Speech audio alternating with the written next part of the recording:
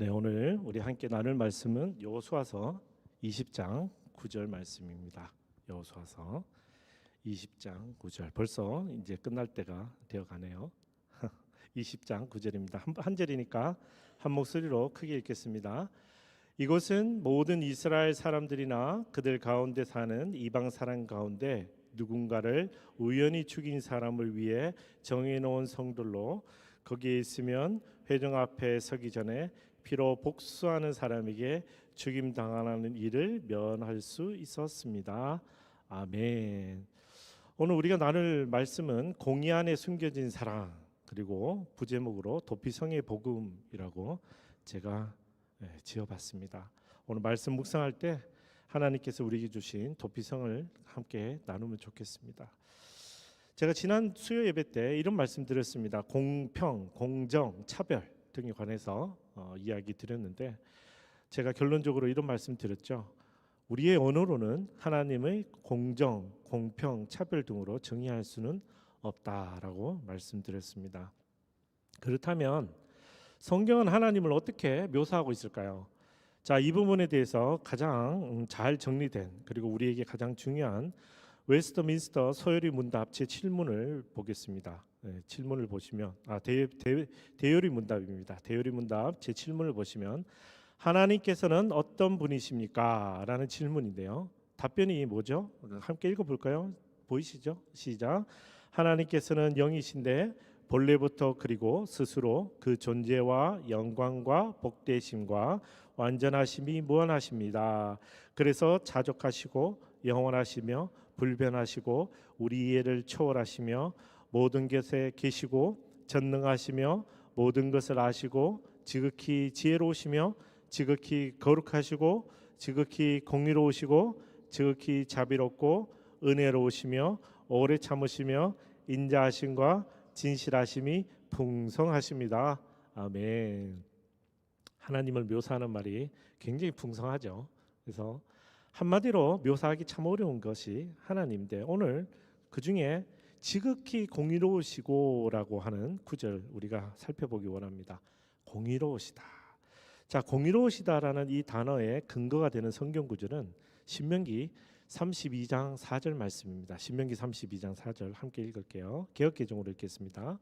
그는 반석이시니 그가 하신 일이 완전하고 그의 모든 길이 정의롭고 진실하고 거짓이 없으신 하나님이시니 공의로우시고 바르시도다.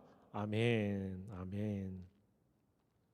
이 신명기 32장은 모세의 마지막 때 모세가 부른 노래입니다. 오늘 돌아가셔서 신명기 32장 한번 읽어보시면 좋겠어요. 혹시 앞으로 여러분이 힘든 일이 닥치잖아요. 우리 다들 다윗의 시편만 생각하시는데 꼭 그렇지 않습니다. 신명기 32편 1절에서 43절 한번 읽으시면 우리 엄청난 위로를 얻습니다. 아, 하나님 이런 분이시구나. 우리는 참 얼마나 죄인이구나. 이런 걸 알 수 있는 구절인데 이 신명기 32장의 4절에 있는 말씀 중에 하나가 하나님이시니 공의로우시고 바르시도다라고 말씀하는 대목입니다. 신명기 이 32장 특별히 이 말씀은 모세의 노래이기도 하지만 모세의 유언이기도 합니다. 왜냐하면 이 노래를 부른 그 날 성경이 그렇게 돼 있어요. 노래를 부른 그 날 하나님께서 모세를 불러서 너는 가나안 땅에 갈 수 없다라고 얘기하세요. 참 아이러니한 장면이죠. 하나님을 찬양했거든요. 하나님 위대하심을 노래했고 하나님이 베푸신 은혜를 노래했는데 정작 그 노래한 사람에게는 너는 가나안 땅에 갈 수 없다라고 이야기하십니다. 다만 멀리서 바라봐라 이렇게 그렇게 해주시는 장면, 그 장면입니다. 그만큼 모세는 하나님이 어떤 분이신지 너무너무 잘 알았습니다. 특별히 모세가 하나님을 잘 알았던 이유는 광야 40년 동안 늘 하나님 앞에서 대면했다. 성경은 대면했다라고 합니다. 이 대면했다는 표현을 쓰는 성경 구절이 곳곳에 있습니다만 유독하게 모세의 구절은 얼마나 가까이 대면했었냐면 친구와 같이 이야기했다라고 할 정도고 하나님과 대면하고 산에서 내려오면 사람들이 전부 다 모세의 얼굴을 쳐다볼 수가 없었습니다. 하나님에게서 느껴지는 그 광채가 모세를 통해서 마치 태양이 빛을 비추면 달이 그 빛을 반사하듯이 모세의 얼굴도 하나님의 영광을 반사했을 정도로 하나님을 가까이에서 경험했던 사람입니다. 자, 이 사람이 이 모세가 우리가 인지 가능한 언어로 하나님을 묘사했는데 그 중에 한 구절이 공의로우시고 바르시도다. 이 사실 같은 말이거든요. 공의로우시다라고 고백하는 것입니다. 자, 그러면 이 문장을 기억하고 우리 오늘 본문으로 돌아가서 오늘 여호수아서로 다시 돌아가면 우리가 여호수아서의 주제 그러면 하나님이 약속하신 땅으로 이끄시고 안식을 주신다라고 제가 여러 번 말씀드렸습니다. 매일 아침 큐티 하실 때마다 우리 하나님이 약속하신 땅으로 우리를 이끌고 안식을 주신다라는 걸 기억하는 여러분 되기를 축복합니다. 자, 그러면 여기서 질문이 있습니다. 자, 그러면 약속하신 땅으로 이끄시고 안식을 주시는 하나님은 어떤 하나님입니까? 네, 당연히 좋으신 하나님이죠. 그죠? 좋으신 하나님.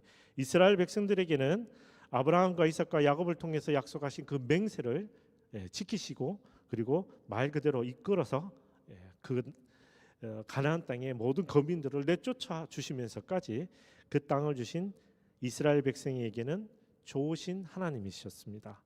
자, 그런데 가나안 백성들에게는 어떤 하나님입니까? 가나안 백성들에게는 라합의 고백처럼 마음이 녹을 만큼 무서운 분이죠. 여리고 성을 고함만으로 무너뜨리셨어요. 얼마나 강력한 분입니까? 그런데 마주치는 대적들마다 왕들마다 다 어떻게 하셨습니까? 진멸하셨습니다. 심지어 화친 조약도 맺지 마라 그러셨어요. 그만큼 다 죽여 없애는 진멸하는 그야말로 무지막지하게 잔인하신 분이 바로 하나님이셨습니다.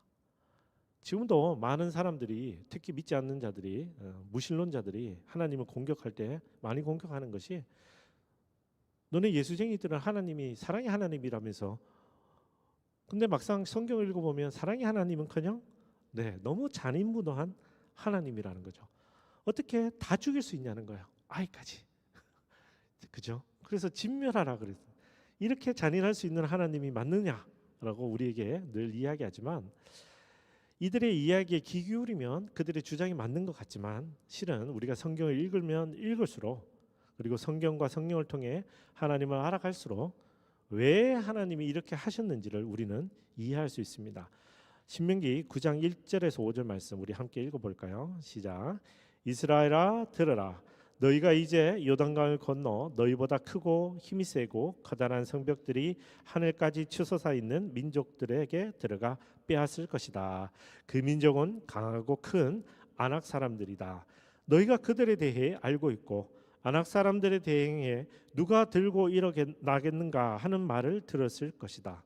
그러나 오늘 너희 명심할 것은 너희 하나님 여호와께서 삼키는 불처럼 너희보다 앞서서 건너가신다는 것이다. 그분이 그들을 멸망시키시고 너희 앞에서 그들을 정복하실 것이다. 너희는 그들을 쫓아내고 여호와께서는 너희에게 약속하신 대로 속히 그들을 전멸시키실 것이다. 너희 하나님 여호와께서 너희 앞에서 아낙 사람들을 쫓아내신 후에 너희는 여호와께서 우리를 이 땅으로 인도해 이 땅을 차지하게 하신 것은 우리의 의로움 때문이었다고 말하지 말라. 여호와께서 너희 앞에서 이 민족들을 쫓아내신 것은 그들의 사악함 때문이다. 너희가 그 땅을 차지하게 되는 것은 너희가 의로워서도 아니고 너희가 정직해서도 아니다. 오직 이 민족들의 사악함 때문에 너희 하나님 여호와께서 너희 앞에서 그들을 쫓아내시는 것이며 여호와께서 너희 조상들 곧 아브라함과 이삭과 야곱에게 맹세하신 것을 이루시려는 것이다. 아멘. 그래서 5절을 보면 하나님이 가나안 땅에 이스라엘 백성에게 주시는 이유는 아브라함과 이삭과 야곱에게 맹세하신 약속을 이루시는 것이 있죠. 우리가 이제 약속이라고 했는데, 근데 그 앞에 보면은 무슨 말도 있습니까? 가나안 거주민들의 사악함 때문이라고 말씀하십니다. 자, 이 5절에 이어서 6절을 읽을 텐데요. 이번에는 개역개정으로 읽겠습니다. 한번 읽겠습니다. 그러므로 네가 알 것은 네 하나님 여호와께서 네게 이 아름다운 땅을 기업으로 주신 것이 네 공의로 말미암음이 아니니라. 너는 목이 곧은 백성이니라. 아멘. 너의 공의가 아니고 그러면 누구의 공의 때문입니까? 하나님의 공의 때문입니다. 하나님의 공의. 하나님의 공의는 약속을 지키시는 공의고 하나님의 공의는 사악함과 함께 할 수 없는 공의입니다. 죄 지은 자는 반드시 멸하는 것이 하나님의 공의이기 때문에 그렇습니다. 그래서 하나님은 멀쩡하게 잘 살아가고 있는 가나안 백성들을 진멸하신 것이 아니라 하나님에게 대적하는 죄짓고 사악한 무리들을 내쫓으신 것입니다. 하나님의 공의로운 판단에 의해 하나님이 행하신 것이죠. 그러니 잔인한 것이 아니라 오히려 하나님의 공의가 나타난 것입니다. 그래서 이스라엘 백성들을 그 가나안 백성들을 다 내쫓으신 이후에 이스라엘 백성들을 거기에 두십니다. 자, 여기까지 우리가 이해하고 오늘 도피성을 보겠습니다. 자, 그러면 도피성은 어떻습니까? 도피성은 그러면 하나님의 공의입니까? 오늘 본문을 읽어볼까요? 한 번 더. 이곳은 모든 이스라엘 사람들이나 그들 가운데 사는 이방 사람 가운데 누군가를 우연히 죽인 사람을 위해 정해놓은 성들로 거기에 있으면 회중 앞에 서기 전에 피로 복수하는 사람에게 죽임당하는 일을 면할 수 있었습니다. 아멘. 자, 도피성은 피난처인데 누구의 피난처입니까? 의로운 자의 피난처입니까? 아니죠. 아닙니다. 살인자의 피난처입니다. 살인자는 살인자인데 단 조건이 붙었습니다. 어떤 살인자입니까? 누군가를 우연히 죽인 사람이 도망가는 피난처를 바로 성경은 도피성이라고 합니다. 자, 도피성은 오늘 본문만 읽으면 이제 땅 정복 다 하고 도피성을 두신 것 같지만 꼭 그렇지는 않습니다. 실은 도피성은 하나님의 율법으로 이미 정해져 있었습니다. 자, 먼저 출애굽기 21장 12절에서 14절 말씀입니다. 시작. 누구든 사람을 쳐 죽이는 사람은 반드시 죽여야 한다. 다만 의도적으로 일부러 죽인 것이 아니고 하나님께서 그의 손에 넘겨주신 일이면 그는 내가 정해놓은 곳으로 도망치게 해야 한다. 그러나 치밀한 계획하에 죽인 것이면 그를 내 제단에서 끌어내어 죽여야 한다. 아멘. 마지막에 제단에 끌어내는 이유는 뭐냐면 제단을 붙잡고 있으면 죄를 용서받는다라는 그런 조항 때문에 그렇습니다. 그러나 계획하에 죽인 자는 그마저도 의미가 없다라고 하시는 본문인데 12절에서 14절은 살인죄에 대한 하나님의 율법입니다. 십계명 중에 살인하지 말라라는 거기에 해당되는 율법이죠. 자, 이 율법이 가나안 땅에 들어가기 전에 하나님이 모세를 통해 주셨습니다. 그리고 가나안 땅에 들어가면 어떻게 됩니까? 먼저 동편, 요단강 동편부터 볼까요? 신명기 4장 41절에서 43절 말씀입니다.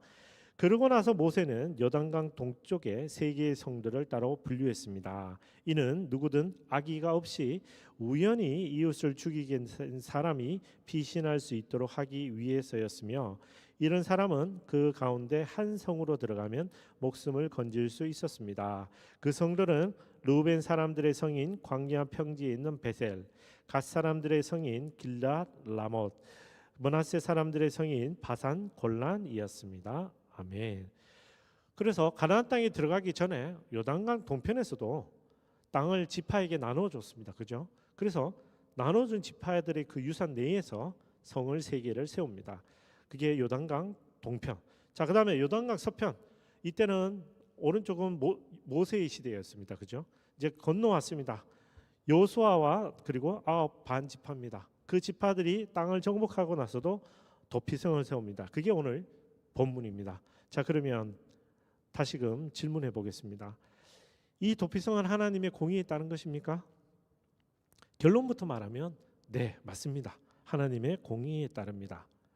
그런데 지금 우리가 읽은 본문만 가지면 율법의 근거에서 그리고 하나님이 말씀하신 명령의 근거에서 도피성을 세운 것 같은 느낌이 듭니다. 왜냐하면 살인하지 말라 해서 살인했는데, 그죠?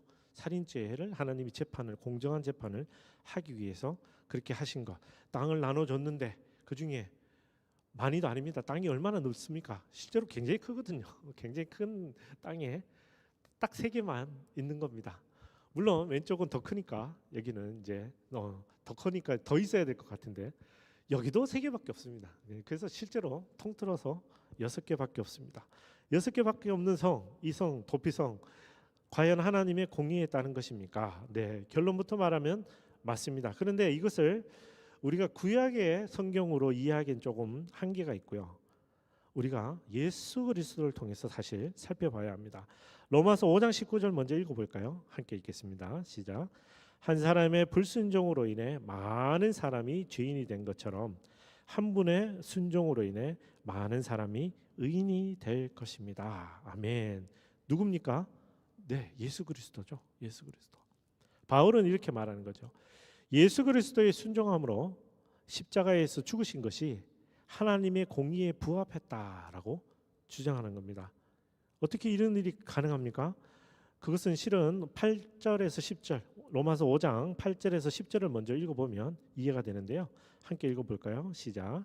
그러나 우리가 아직 죄인 되었을 때 그리스도께서 우리를 위해 죽으심으로 하나님께서는 우리에 대한 그분의 사랑을 나타내셨습니다. 그러므로 이제 우리가 그리스도의 피로써 의롭다는 인정을 받았으니 그리스도로 인해 하나님의 진노에서 확실히 구원받을 것입니다.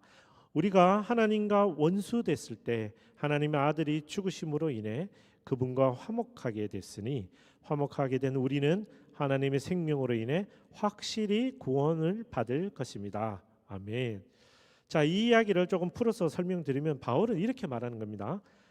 예수님의 순종과 죽으심으로 인해 우리가 의롭다함을 받습니다. 그런데 예수님의 순종과 죽으심은 우리를 의롭다 하기 이전에 하나님의 공의에 대해서 하나님의 공의라는 게 어떤 룰이 있겠죠. 우리가 다 이해할 수는 없지만 예수님의 순종과 죽음이 하나님의 공의를 만족하고 있기 때문에 우리가 의롭다함을 받을 수 있다는 겁니다. 다시 설명하면 여러분 살인하면 죽어야 됩니다. 그렇죠? 마땅히 죽어야 됩니다. 하나님이 정하셨어요. 율법으로 살인하면 죽게 돼 있습니다. 돌 맞아 죽어야 됩니다. 하나님한테 막 이렇게 저주하면 돌 맞아 죽는 거 십계명처럼 그런 겁니다. 근데 어떻게 됐느냐? 예수님의 순종과 죽으심으로 인해 하나님의 공의가 만족되고 충족되어서 죽을 수밖에 없는 우리도 하나님의 공의 안에 의롭다함을 받는 것이다 라고 이야기합니다. 다시 말해 하나님의 공의라는 그 공의, 하나님의 공의로우심 때문에 우리는 다 죽어야 되는 죄인이었지만 예수님이 우리를 대신해서 죽었기 때문에 우리가 구원받고 의롭다 칭함을 받고 그러므로 하나님의 공의 역시 실현 만족되었다라고 바울은 이렇게 이야기하는 겁니다. 죄송합니다. 그래서 바울 서신서가 어려운 겁니다. 바울은 아주 위대한 율법학자죠. 신약 시대에 살았지만 아주 위대한 율법학자였습니다. 그가 예수 그리스도의 무한한 사랑을 경험하고 이 사랑을 율법으로 풀어가면서 설명해 주는 대목 중에 하나가 오늘 로마서의 이 대목입니다. 그래서 예수님이 왜 십자가에서 죽으셨느냐?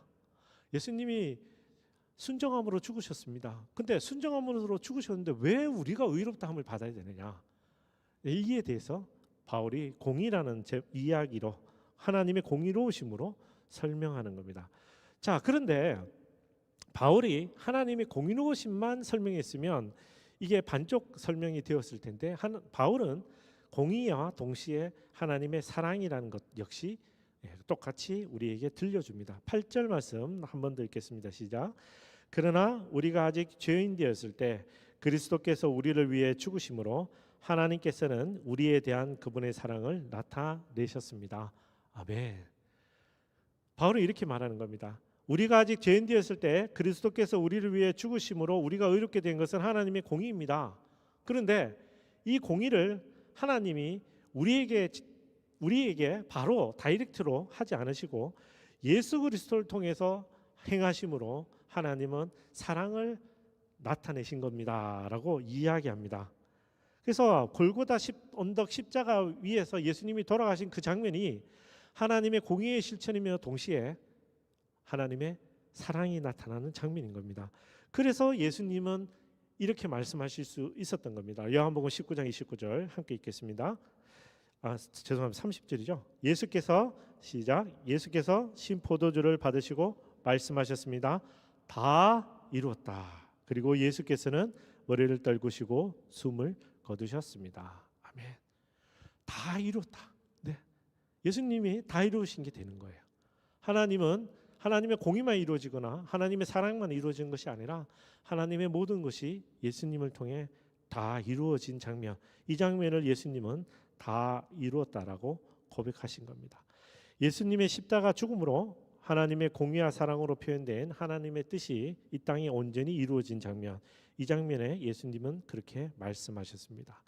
사랑하는 형제자매 여러분, 저는 여러분이 이 하나님의 공의와 사랑을 알지 못하기를 결코 원하지 않습니다.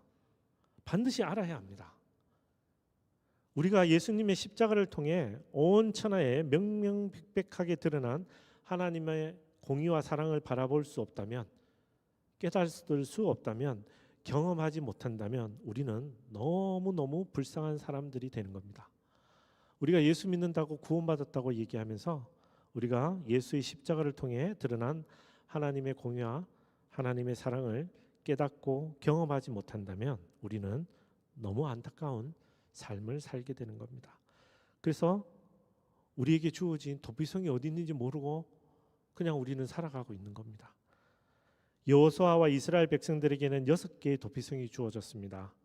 근데 그 도피성은 그냥 가까이 있는 것이 아니죠. 굉장히 멀리 있었습니다. 큰 땅 중에도 6개밖에 안 됐습니다. 특히 왼쪽 가나안 땅의 3개는 굉장히 작은 범위죠.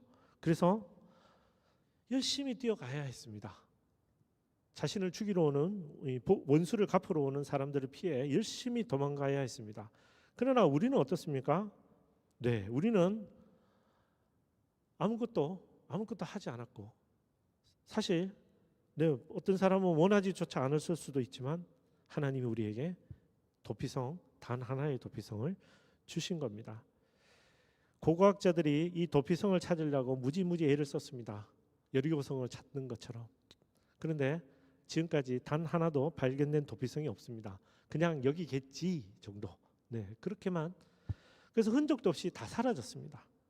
그러나 우리에게는 절대 사라지지 않는, 그리고 영원토록 우리와 함께하는 도피성이 있습니다. 바로 그분이 예수 그리스도인 겁니다. 그래서 오늘 저는 기쁘고 담대하게 선포합니다.